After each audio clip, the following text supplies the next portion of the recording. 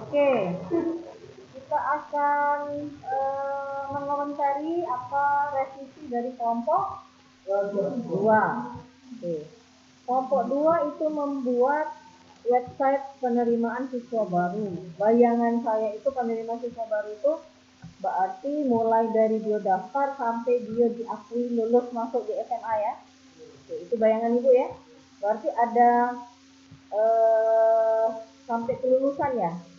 Soalnya online atau enggak? Oh? Langsung tapi oh, enggak ada nilai lagi ya enggak, secara prosedur yang ada di sana melihat nilai dari SMP enggak? Misalnya nilai yang diterima minimal rata-ratanya sekian gitu, tidak ada. Enggak apa. Oke, berarti apa yang anak SMP daftar masuk gitu ya? Tidak apa. Oh ya, karena sekolah. Oke, kita cek yang pertama itu adalah metode pengembangan perangkat lunak menggunakan waterfall model. Saya rasa nggak usah pakai waterfall, cari metode lain yang menggunakan website. Cocoknya di mana? Jangan waterfall. Waterfall itu kendalanya kalau kita mau membuat sistem yang kompleks atau yang luas kekurangannya. Kan ini enggak, sebagian. Kecuali kalau kamu buat sistem informasi akademik. Mulai dari dia daftar kaget sampai dia dapat ijazah. Ini kan enggak, baru PMB-nya kan? Penerimaan siswa baru, penerimaan mahasiswa atau siswa PSB. Oke. Jadi ganti yang pertama itu adalah ganti metode pengembangan sistemnya, sesuaikan dengan objek. Oke. Proses bisnisnya di 2.1, oke. Apresiasi kelompok ini sudah bisa menunjukkan dokumentasi formulir pendaftaran ya di gambar di halaman 6 itu ya, di halaman 6. Nah, yang saya tanya, apakah semua atribut yang ada di sini sudah diakomodir di rancangan kamu? Nggak bisa seperti itu. Jadi apa yang kamu masukkan ini harus terdata semua di rancangan. Mulai dari apa tuh? Tanggal sampai dengan apa? Saya nggak tahu, udah jelas sini gambarnya. Ya, semua harus masuk. Kan siapapun yang mendaftar kan sudah pasti lulus. Nah, semua yang kamu masukkan di sini untuk diisi ini kan masih diisi secara manual, harus masuk ke sistem yang kamu buat. Jadi skenario-nya harus kamu masukkan di mana? Proses mana nih kalau skenario-nya? Di proses apa di skenario? Proses yang keberapa? Proses yang keberapa di skenario? Ya, apapun itu ya yang diisi oleh si calon siswa. Ya, apapun itu yang diisi di calon siswa harus kamu masukkan semua nih di sini. Berarti Bu panjang skenario-nya. Iya. Karena banyak atribut di sini kan sampai berapa puluh. Ya kan? Sampai berapa puluh ini. Nah, ini semua diisikan. Oke. Itu proses bisnisnya ya. Oke, kita lihat skenario. Skenario yang pertama atributnya tadi ya, belum lengkap ya. Oke, dilengkapi, atributnya dilengkapi, taruhlah misalnya kamu ada skenario daftar akun lah, login lah ya, segala macam, tapi dilengkapi semua. Kalau misalnya yang tadi mau di skenario nomor berapa? 4 ya? Yang banyak-banyak tadi ya. Nah, berarti poin yang ketiga di halaman 10, tabel 2.4 itu harus lengkap. Calon siswanya menginputkan mulai dari apa tadi? Tahu tanggal kurasa otomatis dari program ya, nama, tanggal lahir dan seterusnya. Jadi semuanya diinputkan sesuai dengan data aslinya. Ya. Verifikasi data untuk apa? Oh, KPU ya. Oke, bahwa ini sudah benar ya. Data yang diinputkan oke, verifikasi. Terus langsung pengumuman gitu ya. Pengumuman bahwa dia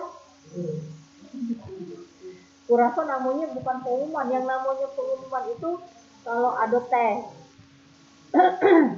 mungkin namanya apalah, misalnya memberikan informasi bahwa Anda dinyatakan lulus, bukan lulus, dinyatakan diterima di SMA ini. Jangan pengumuman lulus.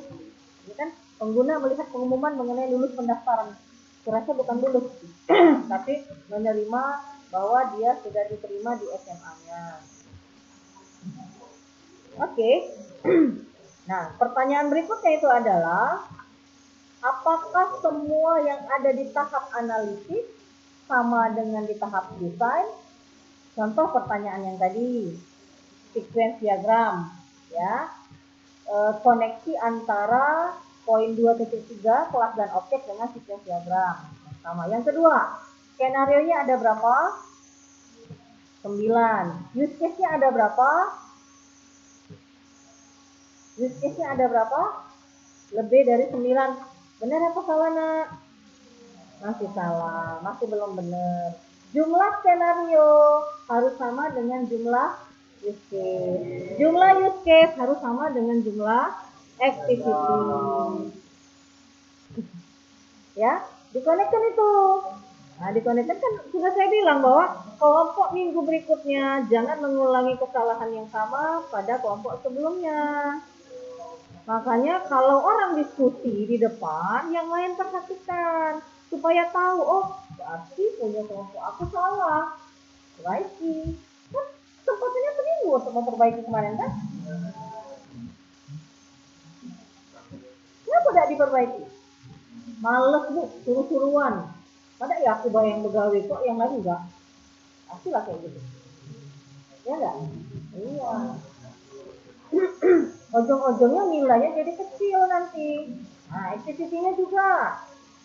Use case-nya beda dengan skenario.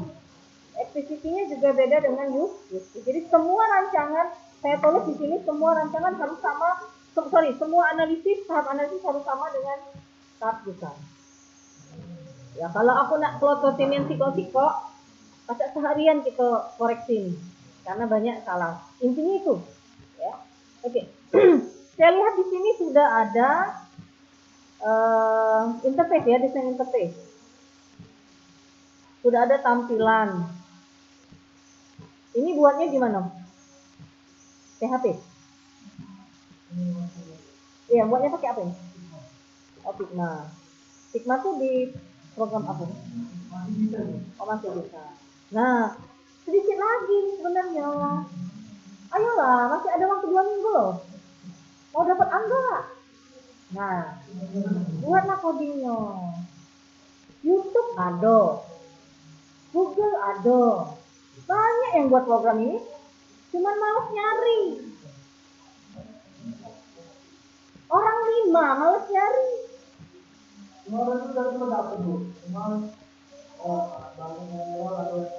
Ya cari tahu lah errornya di mana. Disesuaikan dong. Lemaknya nih bunyi ngomong memang. Mau nak lemak ngomong jadi dosen. Ibu dulu juga ngerasa kayak yang ini, Nak. Lebih parahnya kalau kamu zaman sekarang lemak ya. Kalau tidak tahu sesuatu googling wae. Zaman kami nyari di mana tuh? Kamu tidak nyari di Gramedia, nyari bukunya. Nak nanya dengan kakak tingkat, kadang-kadang nggak tahu juga. Nanya sama dosen nggak tahu kemana dosen. Kamu nih zaman paling lemah. Ibaratnya itu kamu kuliah nih cuma nak nyari ijazah. Ilmunya dapat di Google tuh lah. Dosen nunjuk ilmu pada saat implementasi pegawai, tidak 100% kamu terapkan di gawean. Paling-paling cuma 5%, 10%. Tapi tidak ibu juga, ibu jadi dosen ini, nggak mana pernah belajar object oriented ini. Nggak dapatnya dari mana ya? Baca buku lah. Baca buku implementasi ke program, baca buku implementasi ke. Jadi cari dia, jadi tahu salahnya di mana. Nah begitu juga nanti kalau kamu kerja juga kayak gitu. Ya, ini sudah bagus. Ini kan program jeruk makan jeruk. Betul tidak jeruk makan jeruk? Yang diinputkan itulah keluarnya pakai diterima ya sudah. Ngerti nggak? Kalau jeruk makan jeruk itu programnya itu artinya tidak kasih proses. Nah paling kakek tambah ke proses ini baik kakek. Aku pengen tahu misalnya siswa mana baik yang paling banyak daftar di SMA ini, misalnya siswa SMA 1 misalnya. Ya, tambah ke laporan siswa yang masuk di sini per asal sekolah.